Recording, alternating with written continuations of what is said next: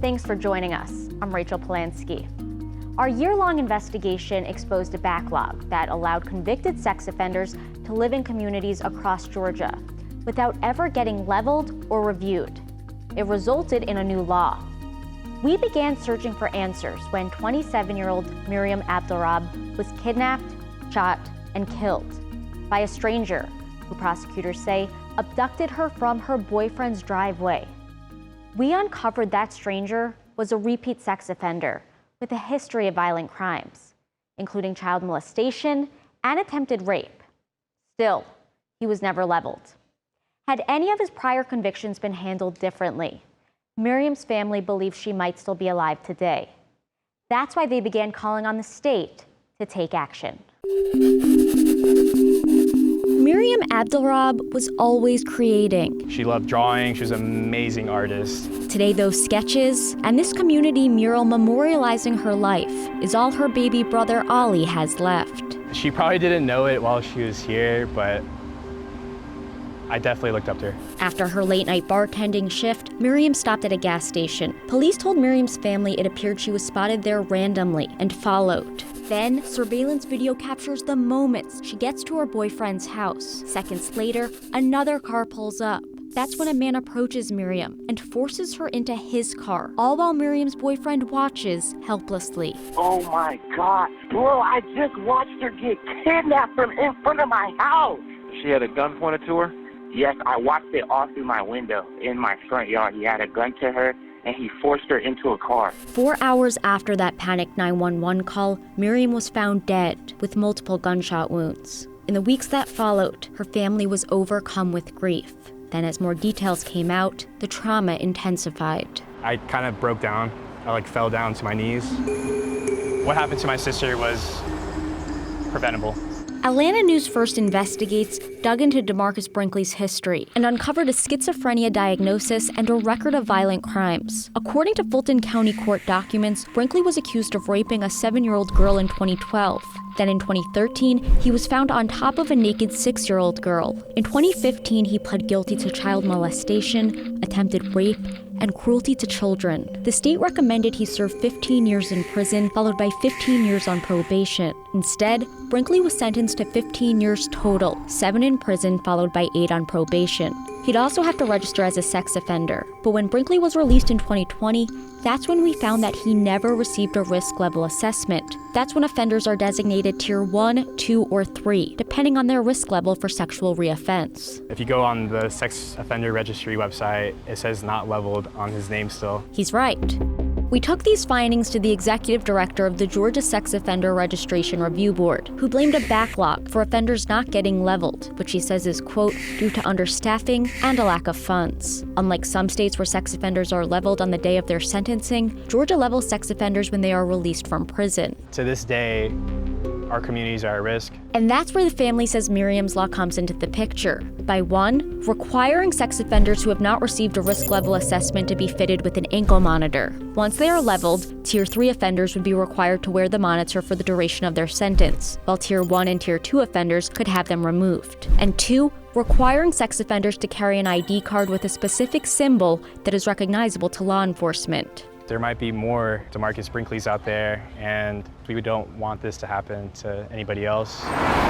Should Mariam's law move forward, it's likely that it will face some legal challenges. In 2019, the Georgia Supreme Court struck down a law that required lifetime ankle monitoring of high-risk sex offenders. And as far as ID cards, which disclose sex offender status, critics in other states have called them a modern-day scarlet letter. Still, Atlanta News First Investigates found at least 8 states that have such cards. Mariam's death was 100% preventable. The family has also received support from Atlanta Councilwoman Keisha Waits. I am very sensitive to an individual's privacy. I understand that. However, when it comes to a level 3 and only a level 3 offender, I think the dynamics are different. I think it's about the greater public good. And I think in this particular case, I think had we had something like that in place, we could have tracked this individual, we could have monitored him, and perhaps saved her life. A legislative lifeline that could provide protection for years to come. It will be a part of her legacy. A legacy. Murals are nice, but the family hopes I think if less tragedies happen, will go beyond the many scribed sentiments and into Georgia state law. That'd be the goal. Over the last year, Mariam's family and friends dropped everything, fighting for this legislation in her honor. So why did they do it? And who was Mariam Abdelrahab? Let's take a moment to meet the woman who inspired such dedication. When we first saw it, it was so small. A tiny seed planted just 2 short years ago. But it's really great. It's grown a lot. Now filters light She was the sun, honestly. through a living memorial. We are in Piedmont Park, and we are at Mariam's memorial tree. Where deep roots intertwine. This is always home to me. Roots supplying strength and support, a fitting homage to 6 strangers who grew into one family. How did Mariam impact your life? This might take me a second, I'm sorry. In every way possible. We met in art class. We met in our science class. I met Mariam 17 years ago. We kind of knew of each other because we had the same friend groups. I went up to her and I was like, "What are you drawing?"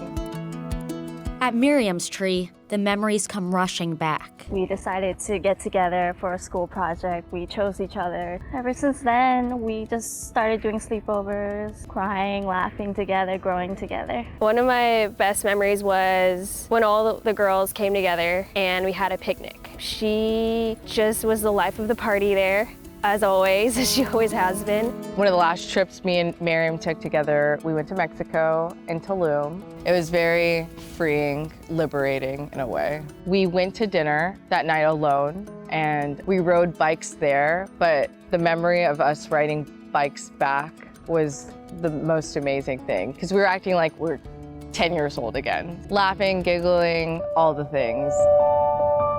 How would you describe Mariam in 3 words? She was selfless, Understanding, Loving, kind, Compassionate, caring, forgiving. generous, positive. loud. She's very loud. Happy birthday, I guess.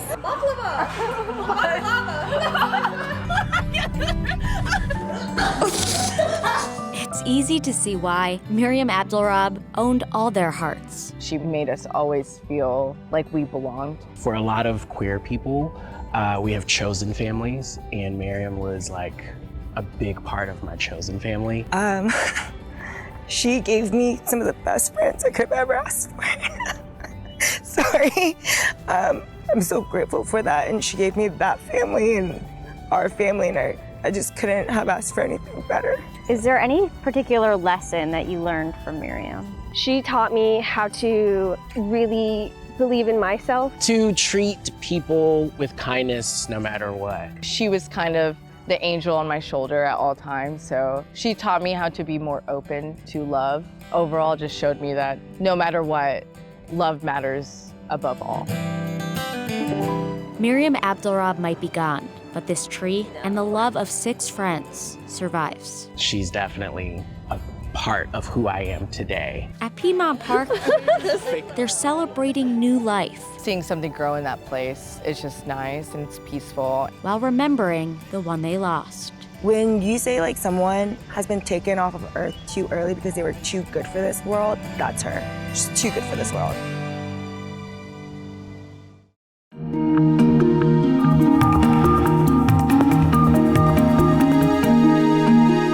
Our year-long investigation exposed a Georgia loophole that allowed a convicted sex offender to go undetected. Mariam Abdelrahab's family believes better tracking could have kept her alive. I was inside the state capitol when Mariam's Law was first introduced, and I stayed there each step of the way as loved ones pushed lawmakers to close the gap. I think we're using this bill to some degree to exploit that tragedy. It's become Mariam's Law out of political convenience. That's not the way I see the names.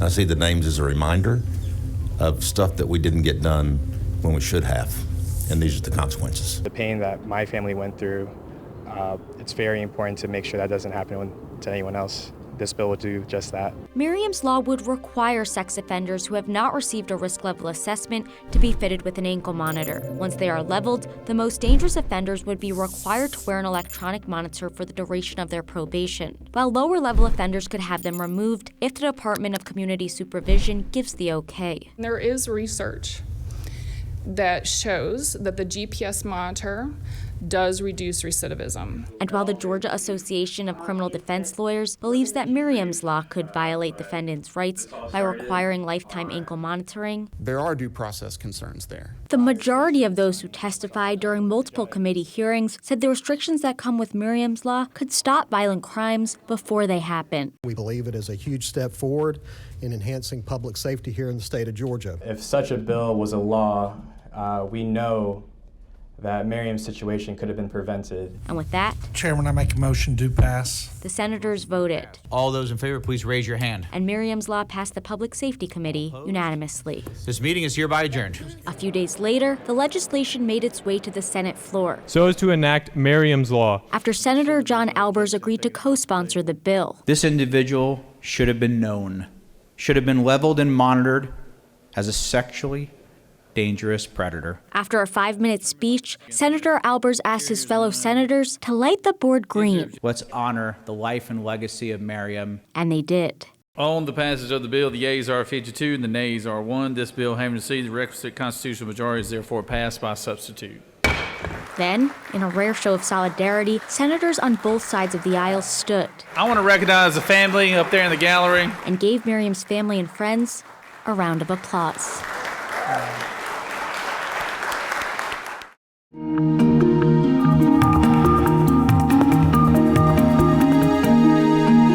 Turning tragedy into triumph. 2 years after Mariam Abdurrab was murdered by a stranger, Georgia Governor Brian Kemp signed Mariam's Law. It went into effect July 1st, and it expands restrictions for convicted sex offenders in Georgia, something Mariam's family believes will stop violent crimes before they happen. And with that, it became law, something Senator Albers attributed to Mariam's family and to Atlanta News First Investigates. You are part of the reason that we are here today. Your proactive approach to this, your in-depth journalism, and getting the word out there of a tragedy that we could turn into a positive is part of the reason that we're getting to spend this time together today. A day that was filled with a lot of emotion for Mariam's family and friends. Feeling really good, probably the best ever during this whole process. It feels like I just ran a race and we just got done and I could finally drink that bottle of water that was waiting for me. Huge weight off of my shoulders for finally getting this done. Many celebrated not just with photos. That's cool. But also with tattoos. I have HB 188, stands for House Bill 188. That's right, tattoos with HB 188, honoring Mariam and her law that they believe will save lives. Love always wins. The love that Mariam left behind was a huge part of getting this law into place. How did you feel when the governor signed Mariam's Law? A huge sense of relief that this state acknowledged that there was a flaw in the system and it needed to be fixed and it could potentially save even one additional life was important to us.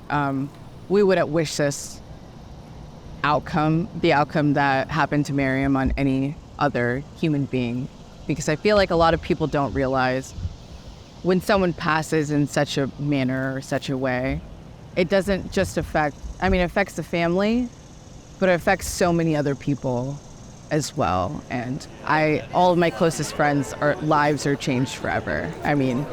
We'll never have her at our weddings, she'll never get to meet our kids. So it's a huge sense of relief that someone else doesn't have to feel that level of pain. I do want to point out that Mariam's Law passed before her alleged killer had even gone to trial. He was indicted on 9 felony counts, including murder, kidnapping, and attempted rape. For Mariam's family and friends, her impact on those around her did not end with her death. Their fight for justice continues. This has been a special report from Atlanta News First Investigates. Thank you so much for joining us.